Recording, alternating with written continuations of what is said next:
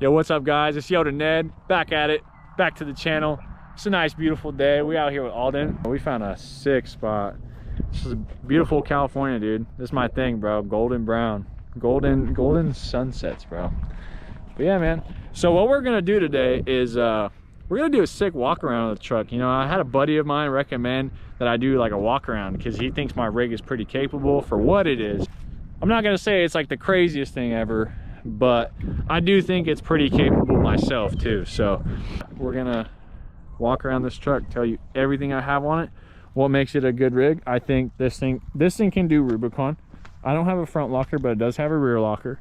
It has done Rubicon, and we're gonna hit those steps and explain exactly what makes a good rig.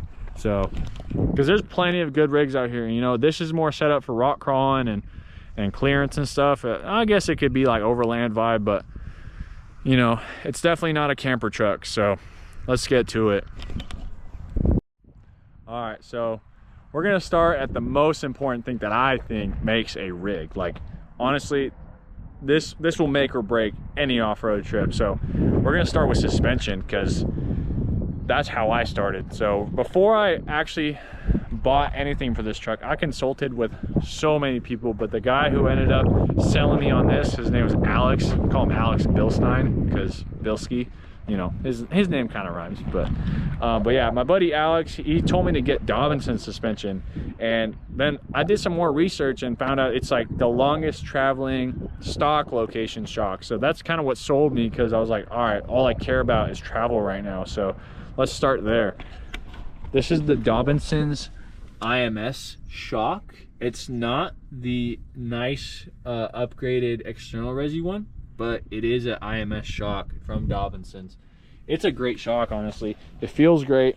It's got a lot of travel for being a stock control arm or stock location control arm rig. The front shocks are great.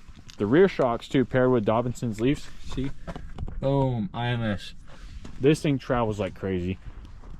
Eventually it's gonna get upgraded to like archive relocations with like 14-inch smoothies, but till that day comes, we'll wait. So anyways, the Dobinson shock slash suspension slash leaf package setup I think is the best bang for your buck. You get so much travel because there's great systems out there. Like I had Kings on this thing before. My buddy has Bilsteins. I think Bilsteins are great, but nothing really keeps up with the travel of this truck. So as far as a bolt-on solution, it works and it gets the job done. So, and then paired with that, I think you definitely need monoball upper control arms. These are pro comps. Wasn't my first choice, but it was an affordable choice. So there you go. Suspension, it just makes the biggest influence or biggest difference on these trucks. So I'm not going to say it's a soft ride. I'm not saying it's the softest ride by any means. I'll say Bilstein has that, King has that. A lot of other companies got the softness figured out. These are soft, but if you ever ridden in a leaf sprung truck that's a factory setup, yeah, you ain't gonna have a good time for the first time or learning what a leaf spring suspension is. All right, suspension's out of the way. Next big thing, tires.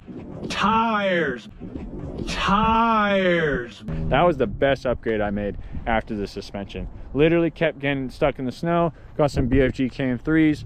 Boom, done. F-150. Oh, I'm sure the wind out here is great too. I don't know if the audio is gonna be absolutely horrendous, but yeah. Anyways, yeah, these tires, best investment, straight up, no joke.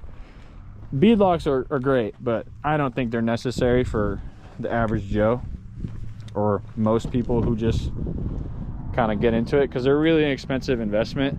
They work great for like snow wheeling and a lot of other options, or I guess a lot of other terrain, but tires, definitely the biggest one, dude. You got to start with the tires. Suspension first, tires next. That's for sure. All right, now we got suspension out of the way and we got tires out of the way. You could pair those with wheels, but like wheels are like whatever. That's honestly personal preference. No one needs beads for their first time, I don't think. But third thing, let's hop in it. It's gotta be the armor, man. It's gotta be the bumpers and the sliders and everything. The first time I ever took this truck out when it was on a little 3-inch Dobinson lift and the 35s, I went to Fordyce. I learned really fast that sliders and high clearance bumpers is like your best friend. Like, you need protection, you need skids, you need all that stuff. So like, I'm just gonna group it all together, and we're gonna do the front bumper. I got a Relentless Fab bumper. I think this thing is super legit. Great approach angle. That front bumper bull bar always looks great. Can't complain. It's paired with the little Harbor Freight Apex Balance 12K. Works great, by the way. Used it a whole bunch of times. But yeah, front bumper just helps a lot with the approach angle. But what I would say is more important than a front bumper is the sliders. The amount of times I've almost hit my rockers with no sliders literally made me want to build my own sliders. So this is my own rendition of a rock slider. I made them out of 1 3/4 DOM. They're 120 wall. I was really concerned about the doors and the bedside, so I actually kicked this out, and it kind of follows the line of the wheel. That way it could just kind of transfer into the tire. But yeah, man, sliders are definitely super important. I had sliders before skids. I think the risk of you hitting your motor on something is far less than cosmetically damaging something that you drive and appreciate and like every day. So that's definitely step 2. Rear bumper. This thing got some clearance. If you drive a stock Tacoma, you know how much that hitch gets smacked. The hitch is the #1 problem with the ground clearance. It's always getting hit. So I decided to make my own rear bumper too. The rear bumper, yeah, man, like once you cut the bed sides and get rid of the rear bumper, it almost never hits. The only problem I have now is I always hit my leaf spring shackles right here, which is better than a bumper. I've hit it one time, but honestly, it's great. It's great for ground clearance. It's great for protection. I do plan on doing some sort of tree intrusion bar or something like that here one day, but until that day comes, I'll pass for now. Last thing but not least, the first time I went on Rubicon, I learned rather quick, you do need skids. Skids are very important. I have a CBI skid plate. This one guy, I can't remember his name, but he's part of the For Los Compas group.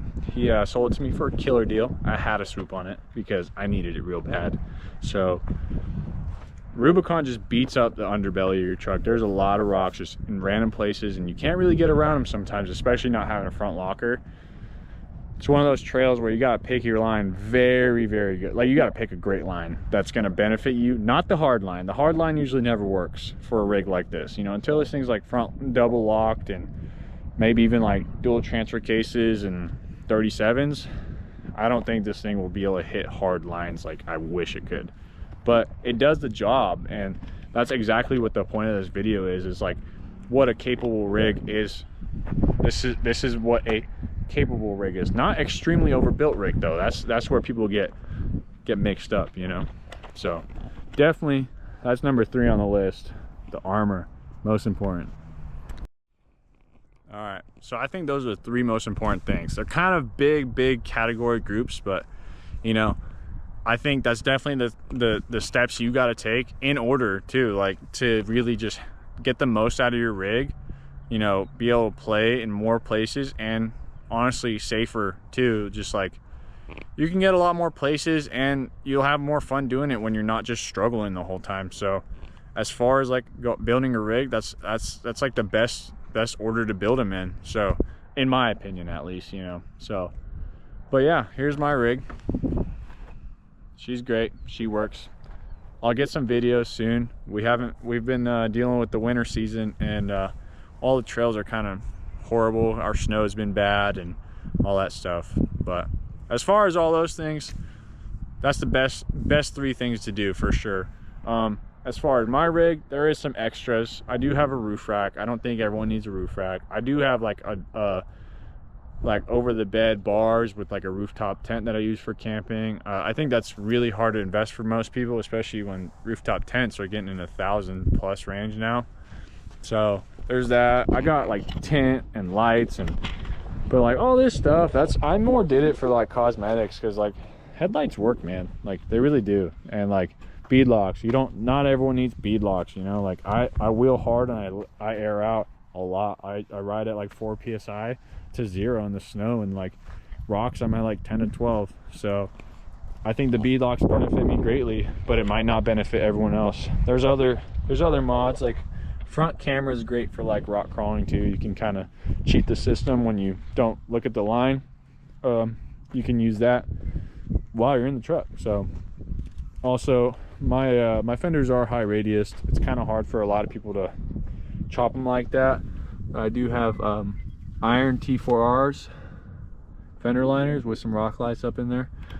My favorite mod by far, for sure. I think it changes the look of the truck completely, having high radius fenders. But yeah, I think this is my my depiction of what a good rig is. So until I get the money to re-gear and do front lockers and do 37s and long travel with the front and the rear, I think this rig does the job. So, you know, let me know what you guys think in the comments below. Like, comment, subscribe. I'll see you next time. Toyota, baby.